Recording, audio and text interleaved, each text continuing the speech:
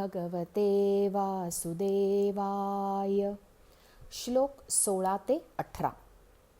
चतुर्विधा भजन्ते माई जना सुकृतिनोऽर्जुन. आर्तो जिज्ञासुरर्थार्थी ज्ञानी च भरतर्षभ. तेषां ज्ञानी नित्ययुक्त एकभक्तिर्विशिष्यते. प्रियो हि ज्ञानिनोऽत्यर्थमहं स च मम प्रियः.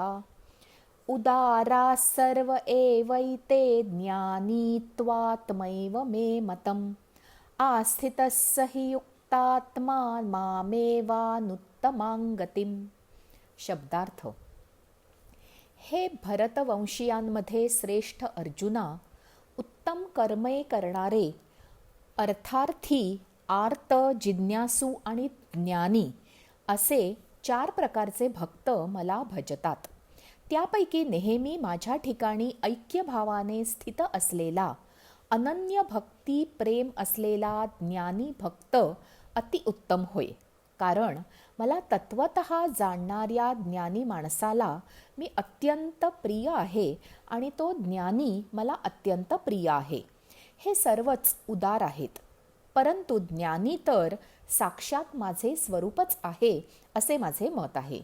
कारण तो माझ्या ठिकाणी मन बुद्धी असणारा ज्ञानी भक्त अतिउत्तम गतिस्वरूप अशा माझ्यामध्येच चांगल्या प्रकारे स्थित असतो.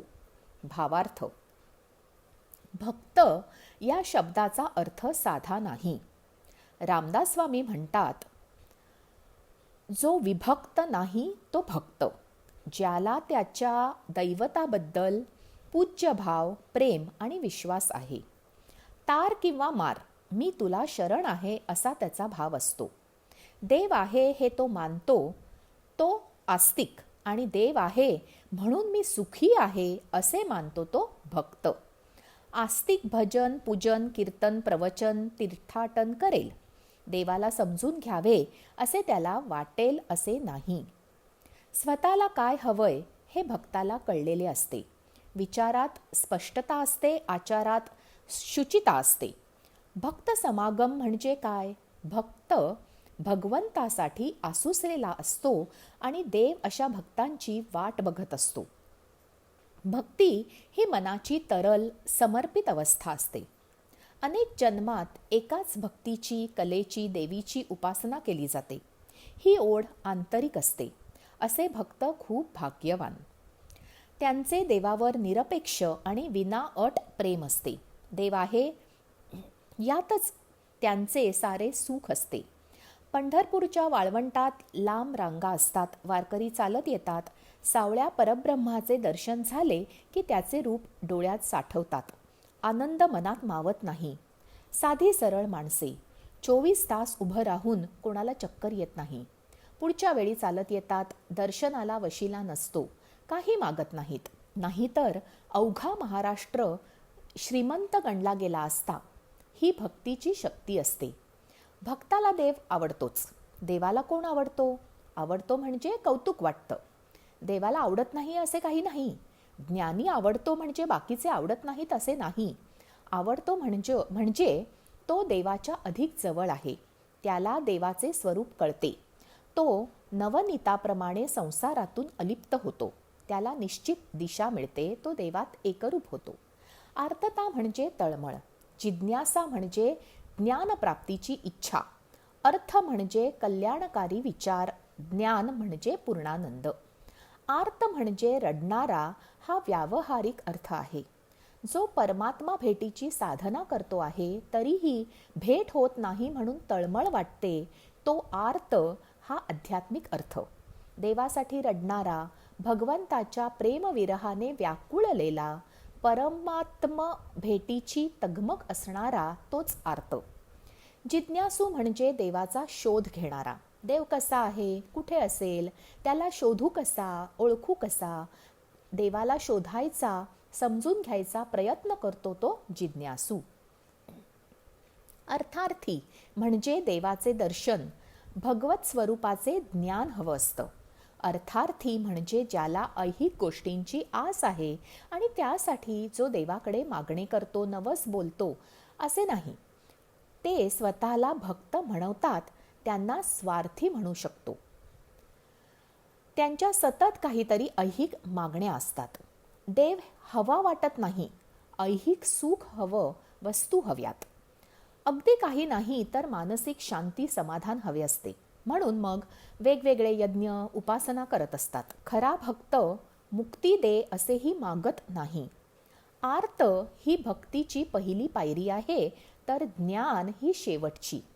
जिज्ञासा हे सर्व ज्ञानाचे मूळ आहे. ईश्वर तत्वाचे ज्ञान व्हावे अशी इच्छा करणारा तोच जिज्ञासू. ज्ञानाचाही जन्म जिज्ञासेतून होतो आणि विज्ञानाचाही जन्म जिज्ञासेतूनच होतो. संतांचा योग्यांचा प्रवास या चारही अवस्थेतून होतो. देवाच्या भेटीची तळमळ, देवाला शोधण्यासाठी तहान भूक विसरून केलेला शोध, केलेली तपसाधना आणि मग झालेले ज्ञान, दर्शन, आनंद. गीतेत 8व्या अध्यायात तद्ब्रह्म विचारणारा अर्जुन 10व्या अध्यायात परमब्रह्म परमधाम म्हणतो. हा आर्ततेपासून ज्ञानापर्यंतचा प्रवास आहे. हतबल झाला तरी अर्जुन थोर आहे. त्याला जाणीव नसली तरी तो सच्चा भक्त आहे. गुलाबाला कुठे माहीत असतं ते सुंदर आहे. आपल्याला नक्की काय हवंय आणि ते कुठे मिळेल याचा शोध घेण्याची पात्रता असणे खूप मोठी गोष्ट आहे. म्हणून तर तो मदत मागायला कृष्ण सख्याच्या पायाशी येऊन बसला. पूर्ण शरणागती असली तरच देवत्वाची प्रचिती येते. प्रगतीची ही पहिली पायरी आहे. भगवंत फक्त अर्जुनालाच मदत करतात का? नाही. आपली हाक त्यांच्यापर्यंत पोहोचते, पण त्यांचा बोध आपल्यापर्यंत पोहोचत नाही. आपले मन अर्जुना इतके शुद्ध नाही. स्वामी विवेकानंदांची एक गोष्ट आहे. रामकृष्णांचे सर्व भक्त नावेतून जात होते. अचानक खूप मोठे वादळ आले. नाव हलू लागली. भक्त घाबरून गेले. विवेकानंद शांत होते. ते म्हणाले, थोड्या वेळात वादळ शांत होईल. त्याप्रमाणे झाले. मठात आल्यावर बाकीच्यांनी रामकृष्णांना कारण विचारले. रामकृष्ण म्हणाले, तुम्ही सारे वादळात गुंगून गेलात. नरेनचे मन शांत होते, त्यामुळे त्याला सहज कळले की वादळ शांत होईल. भक्ती शांतपणा देते, निर्भयता देते. भक्त होणे कठीण आहे. असलेली शक्ती आपण अनावश्यक गोष्टींवर खर्च करतो. भक्त ती शक्ती भक्तीसाठी वापरतो, म्हणून तो ज्ञानी होतो. भक्त व्हायला हवे. एकदा तळमळ लागली की पुढचे आपोआप होते. भक्ती ही मनाची अवस्था आहे आणि भक्तिमय मन काहीही करू शकतं.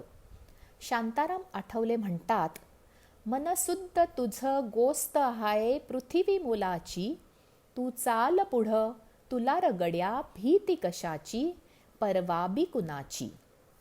श्लोक 19. बहूनाय जन्मनामन्ते ज्ञानवान मां प्रपद्यते, वासुदेवः सर्वमिति समहात्मा सुदुर्लभः. शब्दार्थ. पुष्कळ जन्मांच्या शेवटच्या जन्मात तत्वज्ञान झालेला पुरुष सर्व काही वासुदेव आहे असे समजून मला भजतो, तो महात्मा अत्यंत दुर्मिळ आहे. भावार्थ. भारतीय तत्वज्ञान आत्म्याचे अमरत्व मानते. सर्व जीव परमात्म्यापासून निर्माण झाले. हा जीवात्मा पृथ्वीवर अनेक जन्म घेतो. पृथ्वीवर त्याला देह प्राप्त होतो. पापपुण्याचा संचय होऊन त्याचे संचित निर्माण होते. त्यानुसार त्याला भोग प्राप्त होतात. भोगात गुंतल्यामुळे जीवाला त्याच्या भगवंताशी असलेल्या नात्याचा विसर पडतो. राग, लोभ यासारख्या विकारात तो गुरफटतो. सुखदुःखाच्या कल्पनेत अडकतो. मान अपमानासारख्या द्वंद्वात फसत जातो. पाप, ताप, भीती इत्यादी भावनेमुळे असमाधानी होतो. शाश्वत सुखापासून दूर जातो. मनुष्य देव या शक्तीला मानतो पण ओळखत नाही. त्याच्याविषयी आत्मीयता, विश्वास वाटत नाही. या भवसागराला खांबाची उपमा दिली आहे. मनुष्य या संसाराला खांबाप्रमाणे धरून ठेवतो आणि म्हणतो की खांबाने मला धरले आहे. ज्याची आत्मिक प्रगती होते तो या भावनेतून बाहेर येतो. संत महात्मे या अवस्थेला पोचतात अशी व्यक्ती लाखात एखादीच असते की ज्याला ब्रह्माचे स्वरूप कळलेले असते.